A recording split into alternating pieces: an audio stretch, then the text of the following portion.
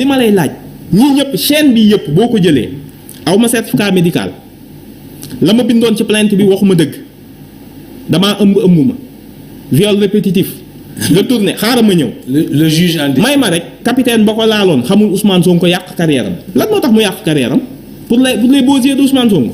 le juge bi ñu jox ko mu jël ko delloo kii koy Samba Sall mi ko yoroon mës ngaa gis ku ñuy inculpé pour viol avec des éléments tangibles ñu lay jox contrôle judiciaire. et l'actuel juge. te contrôle judiciaire lu mu indi tey audition libre dem ñibbi sa kër. et l'actuel juge.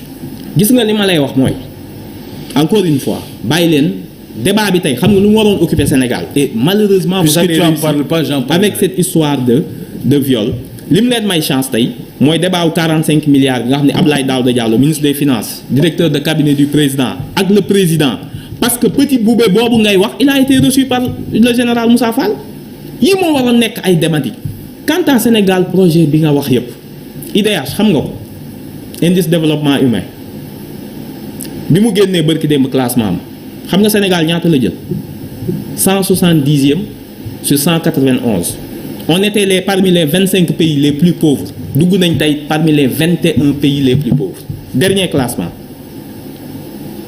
xam nga lu muy tekki le rapport par habitant ci enseignant ak élève ak classe ñaata élève moo fa war a am baaxul le nombre de médecins par habitant baaxul le nombre de juges par habitant baaxul nee na du waxu croissance rek IDH mooy wane nit ñi ni ñuy dund dëggantaan bi ñu ko nattee Sénégal Mauritanie moo ko raw lu bari Mauritanie moo ñu raw xam nga ñun kan lañu raw Afrique ak monde bi dëkk yi am guerre ak dëkk qui sont en guerre et qui viennent de sortir d'un conflit de plus de 30 ans.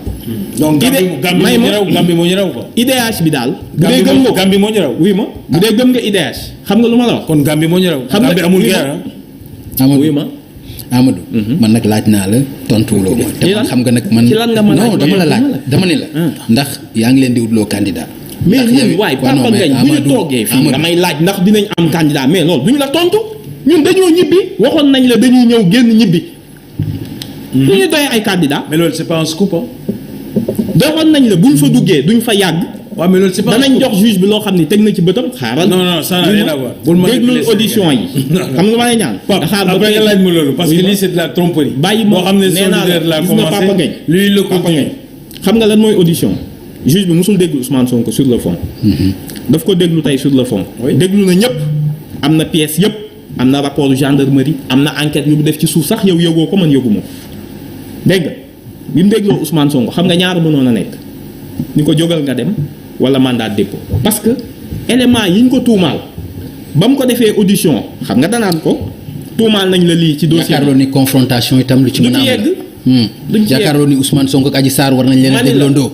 Papa Ngagne boo ma dégloo audition bu ñu dégloo Adji Sarr déglu Ousmane Sonko est-ce que boole leen déglu warta am xam nga lan la waaw bala ngaa boole ay nit dafa fekk li ñuy wax xam nga Ousmane Sonko ni woon ñoom procès moral bi leen lajjloo man de xëy na séq naa ak moom ci lu ñu nangu kon heure bii confrontation dina am ñu téye ko dafa génn ni leen fexe leen ba génneel ma lu toll ni tarafatal ay nit ci preuve benn la ko juge bi laaj yëpp tontu na ko ba tegal ko ci nag yoo xam ni parce que duñ dugg ci secret de l'instruction mais xëy na journaux yi dinañ génne PV yi nee naa la nit ki ñu déglu ci en matière criminelle normalement on ne comparaît pas libre loolu xel nangu ko parce que ki ngay jiiñ dafa am loo téye ci moom.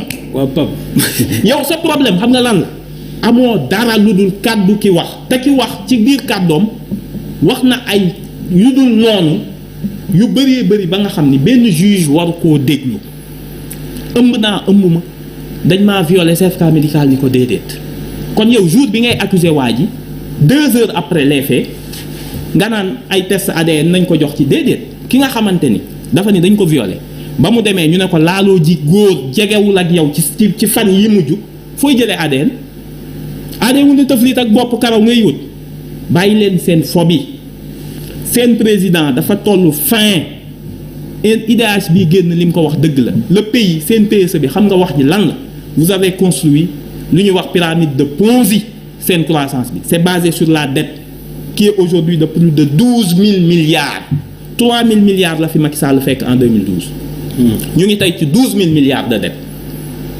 croissance bi xam nga lan la 12 000 milliards de dette bu mu investir dans des infrastructures jox ko les multinationales étrangères qui rapatrient leurs bénéfices moo tax bi IDH ñëwee di wax ñaata médecin moo am par habitant ñaata enseignant par habitant ñu nekk parmi les 21 pays les plus pauvres bu leen nax kenn seen dette seen croissance bi c'est financé par la dette. ok ngeen état le premier investisseur d'un pays. ok mënut a nekk état xam nga kan la les entreprises. D'accord. les secteurs qui doivent bénéficier. d'accord non xaaral rek les secteurs yiy porter croissance xam nga lan la agriculture.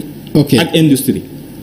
tey c'est l'état le premier investisseur au pays. D'accord. dans le pays et c'est ok un problème. alors am na loo ci bëggoon wax. waaw dafa am question de fond. waaw. question de fond mooy IDH bi muy wax. Le classement de l'IDH qui s'est actualisé et qui tient compte des nouvelles réalités temporelles mooy ci li fi nekk actuellement dû à la crise. C'est vrai le Sénégal a perdu 2 places. Mais alors Amadou.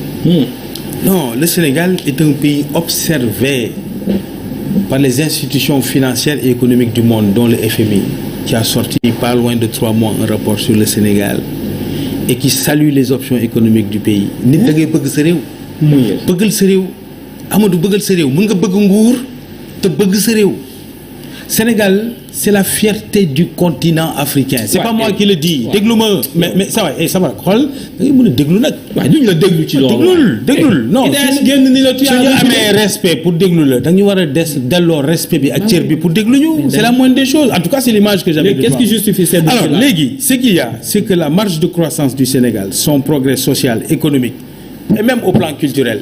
Que tout le monde a observé mais il faut s'en féliciter. Le TER rek déglu rek le TER rek c'est un saut technologique. C'est une dette majeure mais la dette n'est pas une faute. Depuis quand la dette est une faute? Quand vous ne maîtrisez pas votre mais non monnaie. mais s'il n'écoute pas le débat est impossible. Xam nga benn affaire dafa am. Vous payez la dette. Je te donne juste un exemple. Le métro parisien a été payé 72 ans après. Non. La dette c'est pas le problème. Le problème mooy li tax ngay leb.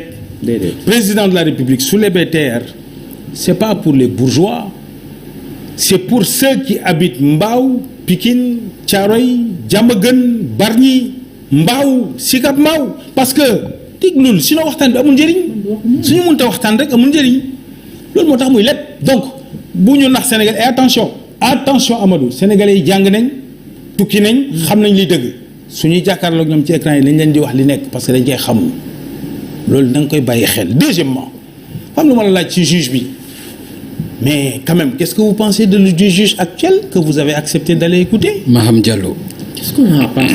Alors très bien si tu as la mémoire courte moi j'ai un exercice régulier de prise de notes et j'ai la fâcheuse tendance à noter ce que dit votre leader.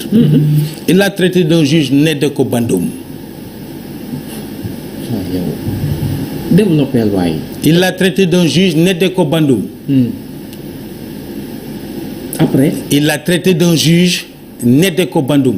lu mu partagé juge bi. C'est scandaleux. Qu'est-ce qu'il a partagé? C'est scandaleux. dans C'est scandaleux. lu mu Et partagé? pourtant malgré tout tey moom la nangoo dem wuy ji. nangoo. déglu ko déglu parce que c'est l'institution républicaine. mais il le respecte. Mais bien évidemment. Mënul nga fa teg. mais amuloon le choix il y a 2 ans. boo mu yéen. Il n'avait pas le choix. comment ça. li ko ramener à la sagesse na ko topp parce que loolu mooy dëgg.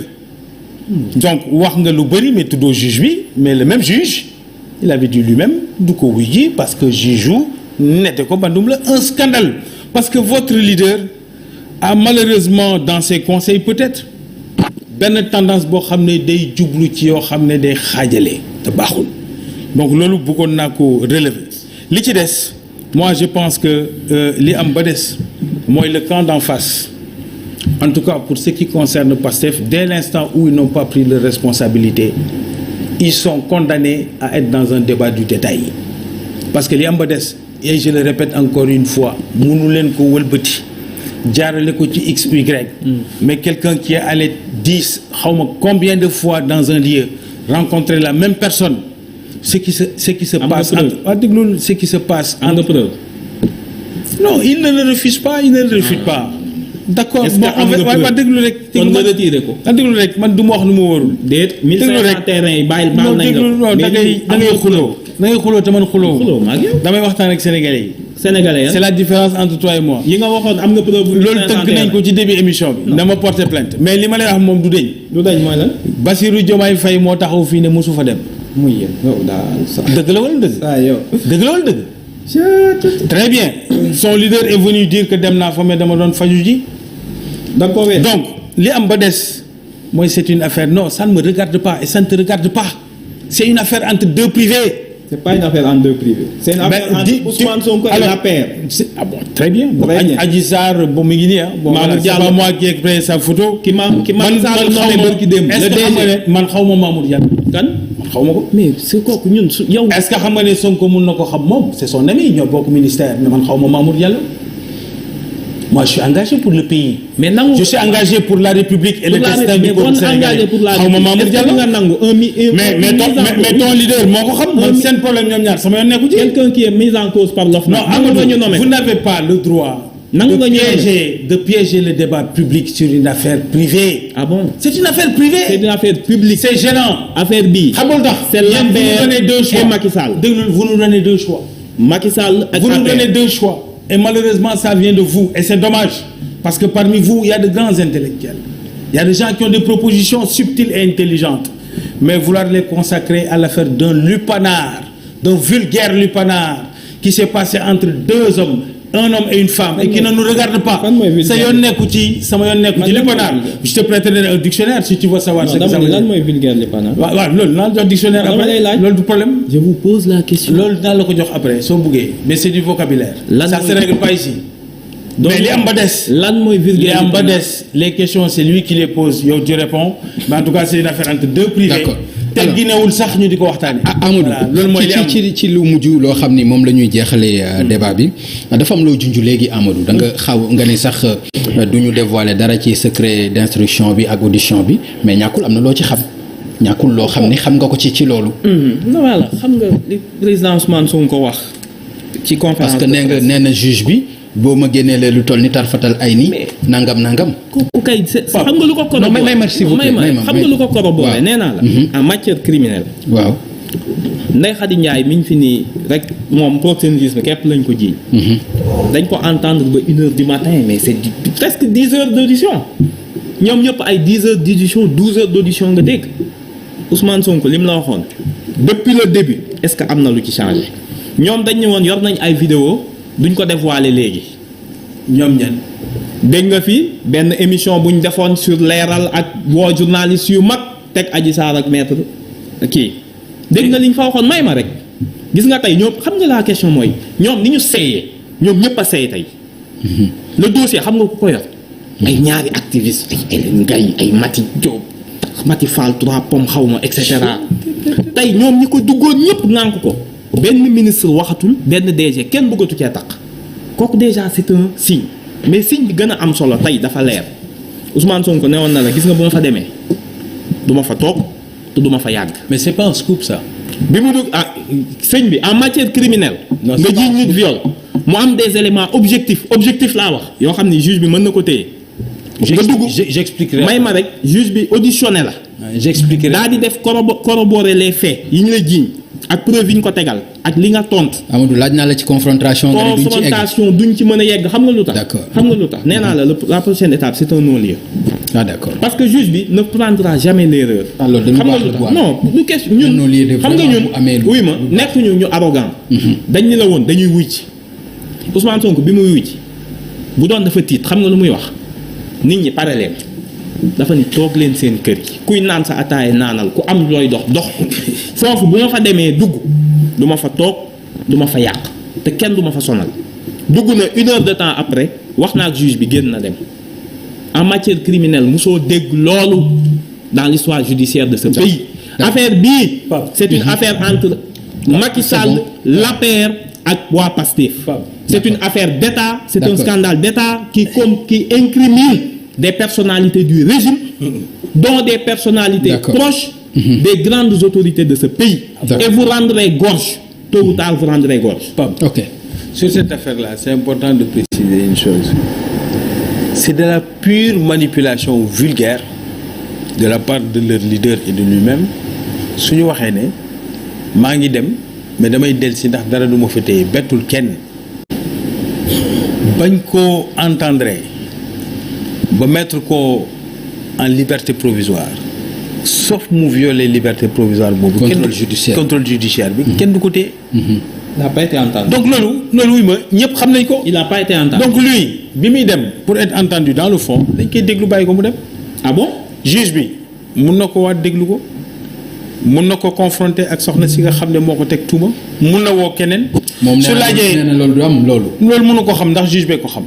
waaw léegi su laajee ñëpp ba mu mot moom mooy apprécier ndax da ko yóbbu tribunal ñu àtte ko mu jeex mais xam loolu ba pare xam bu baax ne ñëpp xam nañ ah day dem ñu déglu ko mu ñibbi. déedéet. déglu rek déglu rek. on est en matière criminelle. oh déglul. su duggoon waa déglul le problème mooy il est vraiment pas serein. non léegi xam loolu tax di manipuler nit ñi naan damay dem duñ ma fa téye loolu yëpp c'est un manque de sérieux vis-à-vis des institutions il faut être un peu plus sérieux Amadou. yaa doon loué. léegi su loolu weesoo le plus important pour nous c'est le pays et le pays nag mënu leen ko foye te duñ leen ko bàyyee ngeen di ko foye. bëgg troisième mandat. loolu moom c'est sûr. vous êtes en train de brûler le pays. te seen armes yii di ngeen ñu wax fu mu nekk.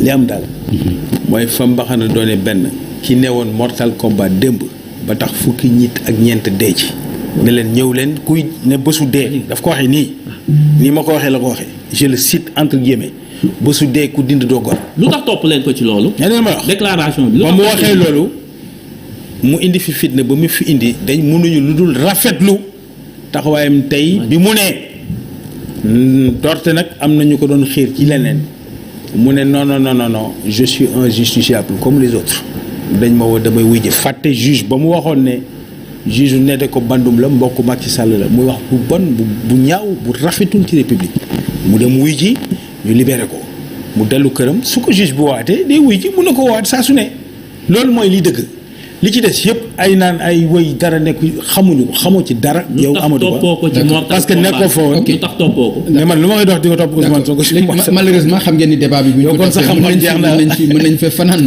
léegi Amadou lan nga su fekkee am nga dénkaane yoo ciy dénkaane ci dossier bi ak l'affaire yi may Ousmane dénkaane Sonko de Adji façon Sarr générale parce que affaire Adji Sarr bi boo ko jëlee isolé ko. ci ngay tàggoo nag aussi waaw ci débat politique bi da ngay juum c'est un tout. Il faut avoir une vision holistique nga jël parti yëpp nga mën a comprendre qu'est-ce qui se passe.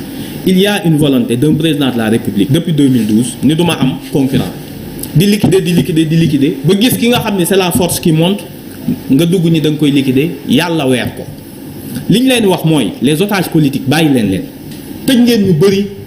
am na koo xam ne nee nañ benn journal la partagé juste une caricature il a fait plus de 100 jours de prison Californie mii nga xam ni moom moo saaga ndey yaayu Macky Sall saaga papam jubóog moom biñ ko toppee pour coups et blessures volontaires loolu lañ ko topp 30 jours la def ngeen bàyyi ko am na koo xam ne dafa partagé juste la une d'un journal il a fait plus de 100 jours de prison libéré leen des prisonniers politiques ngeen bàyyi seen caaxaan. y a pas de prisonnier politique. li ci topp mooy seen waxu troisième mandat bii moo justifié woon la tentative de liquidation d'Ousmane Sonko li ñu leen wax leer na te duñ ci dellu ginnaaw képp ku tudd ci troisième mandat bi nga laal ci nga sponsoriser ko nga wax ci di nga rendre compte après la chute de Macky te bis boo leen ko tuddee foofu nag la ñuy soog a wax la vraie résistance populaire dafa lañ leen di xaar xam nga Ousmane Sonko ni nit ñi ñibbi leen wax ji jotagul li ngeen ni ngëblee ci suuf yéen a war a uti candidat yéen la Macky Sall yàpp 12 ans mu ne APR amul kenn ko am cerveau bu mu yoree réew mi yéen la yàpp toroxal leen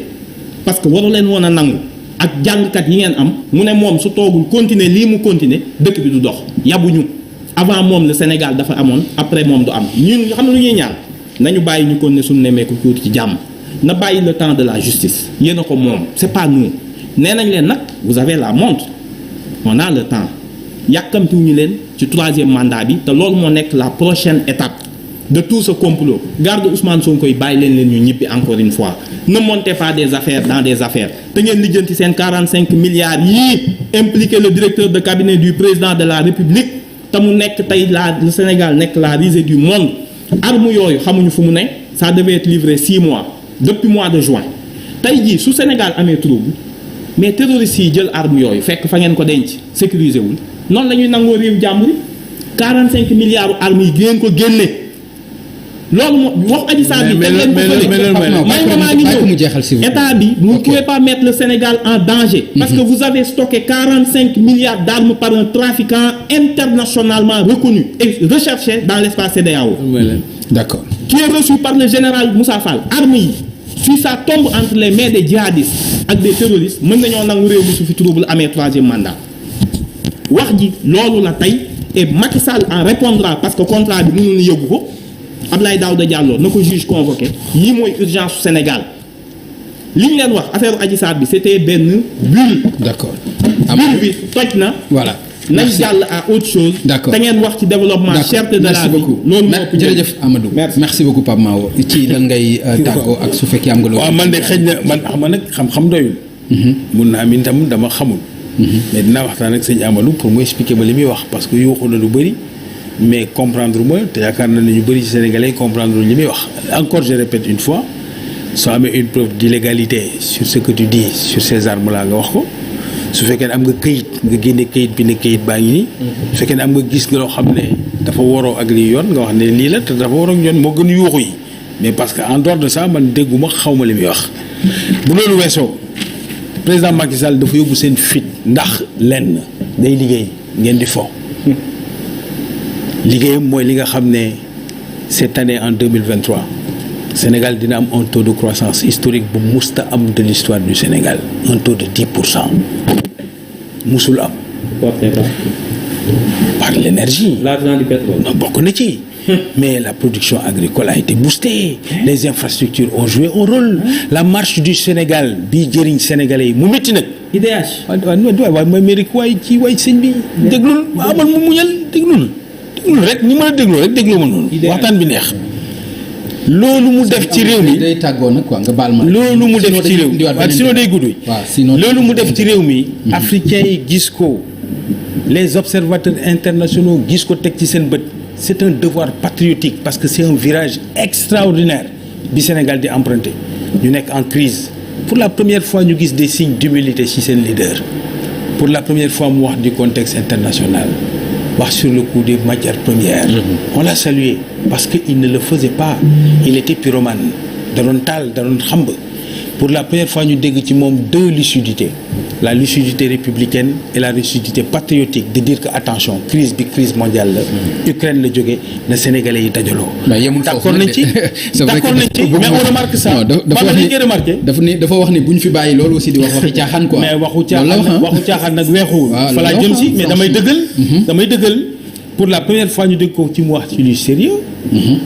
et remarquer aussi les efforts extraordinaires faits par l'État du Sénégal. près de 1000 milliards consacrés à cette affaire-là pour l'effort social pour dimbali ñi nga xam ne ñoo nekk en difficulté. la traversée de la Covid donne une traversée difficile moo tax bu ñu dugal ci détails yi ndax Pape mbir mi mën nga ko dëpp dippi ko battre ko nu mu la neexee. c'est une affaire entre deux privés.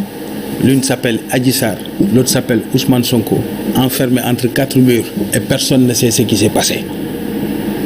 ki ko mun a atte mooy ka mbaxane jox benn mbaxane mu doon benn mu mun a atte que le droit soit dit encore une fois accusé wu ma personne en tout cas pour ce qui me concerne sama mandute mayu ma yàgg foofu mais sama principe de responsabilité pour la République et pour le destin du Sénégal m'appelle à dire tous les citoyens épris du Sénégal et de la responsabilité nationale dañu war a taxaw seetlu bàyyi justice mu def liggéeyam te réew mi ànd ak dal ànd ak jiw ànd ak waxante lu rafet ñu bàyyi saaga yi bàyyi waxante lu ñaaw li te xool li jëmale Sénégal kanam ñu jàpp ci lenn rek am na moom lu nit mënta naatable Macky Sall moom mooy lal dëpp gi mooy ki nga xam ne moo fi indi une révolution technologique en Afrique subsaharienne au cœur de la capitale sénégalaise il est en train de transformer Dakar et vous le verrez en souffrant à vos dépens di ngeen ci teg seen bët l'économie rurale jarul wax vous-même vous constatez que dans le monde rural vous perdez à plate couture les élections parce que ce peuple est conscient de sa transformation économique. Merci. Pour la capitale et les réseaux sociaux vous avez encore peu de temps mais on va vous battre parce que nous sommes du côté de la vérité et vous êtes du côté de la manipulation et du raccourci. loolu mooy lii dëgg. Voilà, merci beaucoup Amadou. jërëjëf Amadou.